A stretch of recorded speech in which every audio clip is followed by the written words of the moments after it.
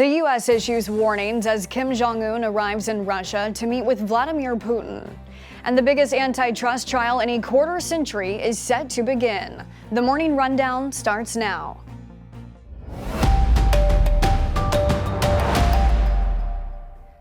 This is Straight Arrow News, bringing you unbiased, straight facts. Today is Tuesday, September 12th. Thank you for joining us. I'm Kara Rucker. North Korea's Kim Jong Un is scheduled to meet with Vladimir Putin after arriving in Russia by private armored train. The U.S., getting ahead of their agenda, is warning the two not to make a deal that would supply Russia with weapons to use in the war. But given the two countries' lack of interest in U.S. concerns, the two are likely to sit and discuss a trade agreement given who traveled with Kim Jong Un to Russia. Accompanying Kim on the train were top arms industry and military officials from the north. While Russia could benefit from North Korea's armory, North Korea could seek humanitarian aid in return, according to multiple media reports. Washington has expressed concern over the two's alliance, along with their close ties with China. It's rare to see the North Korean leader travel. Kim Jong Un has made 7 trips abroad in his 12 years in power. 4 of those were to China, and his last trip in 2019 was to Russia. 10,000 people are reported missing, and as many as 2,000 are feared dead after devastating floods swept away neighborhoods in the North African nation of Libya.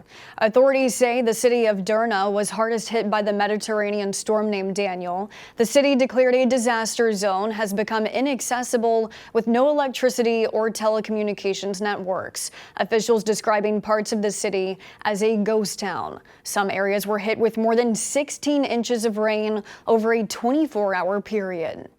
The U.S. Embassy in Libya posted on the social media site X this morning, quote, "Today the Embassy of the United States has issued an official declaration of humanitarian need in response to the devastating floods in Libya. The declaration of humanitarian need will authorize initial funding that the United States will provide in support of relief efforts in Libya." The storm had already caused severe flooding in Greece, Turkey, and Bulgaria, killing at least 26 before heading into Libya. There are several updates this morning regarding former President Trump's multiple indictments. Trump is asking the judge to recuse herself from his federal 2020 election case and filed a motion to dismiss charges in the elections case in Georgia. Trump wants the federal judge in D.C. presiding over his 2020 election case to recuse herself, pointing to past statements made by Judge Tanya Chutkan that question whether she can be impartial. The filing points to comments the judge made during the sentencing of a January 6th defendant. Trump's attorneys say the remarks suggest she believed at the time that Trump should be prosecuted and imprisoned. It is up to Chutkan if she will remain on the case or another judge should be assigned. Meanwhile, in Georgia, Trump's team filed a motion to get charges against him dismissed in the state's election interference case. His attorneys are using similar arguments put forth by some of the other 18 co-defendants to try and get racketeering and other conspiracy-related charges dropped. The motion to dismiss comes days after Trump's legal team told the court the former president is looking into moving the case to federal court, something former White House Chief of Staff Mark Meadows has tried to do, so far unsuccessfully. Fulton County District Attorney Fonnie Willis wants to try all 19 defendants next month. The biggest antitrust trial in decades will begin today, and it's Google versus the U.S. Justice Department.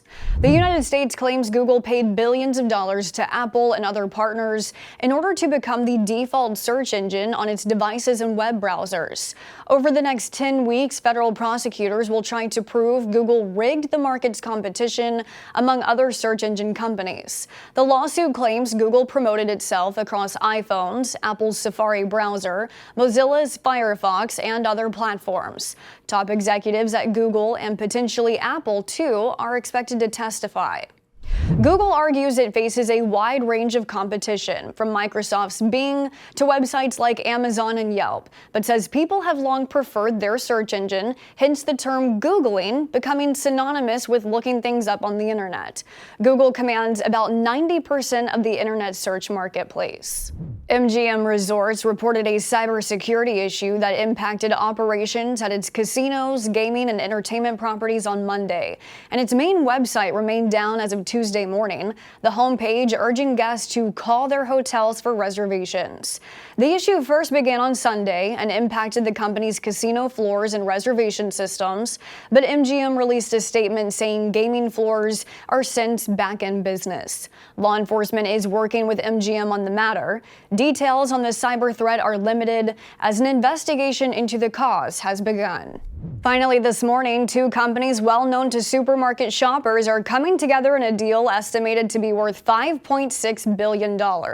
Hostess, the maker of snacks like Twinkies and Ho-Hos, is being sold to jelly maker J.M. Smucker. Hostess had seen its shares jump since August when Reuters first reported the company was exploring a sale, fielding interest from food giants like Hershey, General Mills, and PepsiCo. In addition to jelly, Smucker is also the parent company behind Jif Peanut Butter, Dunkin', Folgers Coffee, and Uncrustables. The boards of both companies have approved the deal, which is expected to close in Smucker's fiscal third quarter. These are your top stories for this Tuesday. Thanks for joining us on the Morning Rundown. We're on a mission to bring back trustworthy journalism by serving only you, not an agenda. Be sure to check out more of our work at san.com and on the Straight Arrow News app. We'll see you back here tomorrow. Until then, I'm Kara Rucker. Have a great day.